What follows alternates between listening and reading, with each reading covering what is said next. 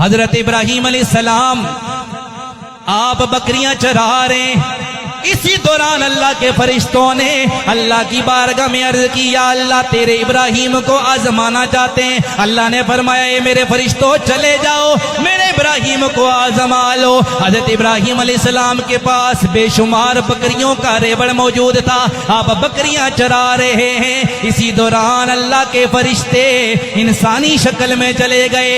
ابراہیم علیہ السلام کو جب بکریاں چراتے ہوئے دیکھا، انہوں نے قریب آ کر اللہ کا ذکر کرنا شروع کر دیا، اللہ اللہ کرنے لگ گئے۔ جب اللہ کا ذکر شروع کیا، حضرت ابراہیم علیہ السلام وجد میں آ گئے، آپ پر وجدانی کیفیت طاری ہو گئی۔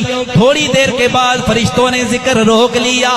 آپ نے فرمایا اللہ کے بندو روک کیوں لیا، ذکر روکا کیوں ہے؟ وہ کہنے لگے ہمارا جو ذکر تھا وہ پورا ہو گیا، اگر اب ذکر سننا چاہتے ہو کوئی قیمت بھی دے دو۔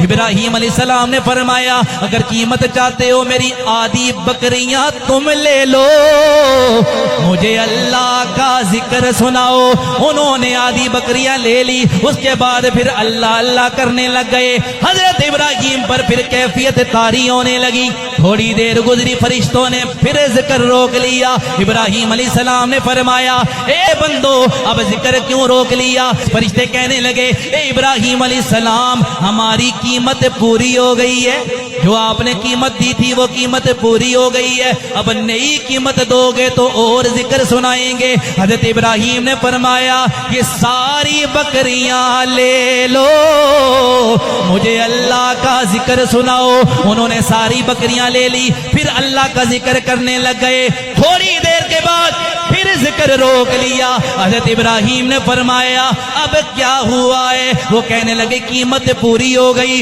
اور قیمت ادا کرو۔ حضرت ابراہیم نے فرمایا اب تو مجھے دینے کے لیے میرے پاس کچھ بھی نہیں ہے، لیکن میں چاہتا یہ ہوں مجھے اللہ کا ذکر سناؤ، اس کے بدلے میں یہ ہوگا جو بکریاں میں نے تمہیں دے دی ہیں، مجھے اللہ کا ذکر سناؤ، اس کے بدلے میں ساری زندگی تمہاری بکریاں چرایا کروں گا۔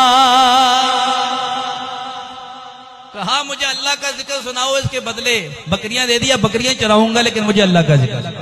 فرشتے کہنے لگے ابراہیم ہم اللہ کے فرشتے تھے، آزمائش کے لیے آئے تھے، اللہ نے فرمایا ہے کہ میرا ابراہیم آزمائش میں کامیاب ہو گیا ہے۔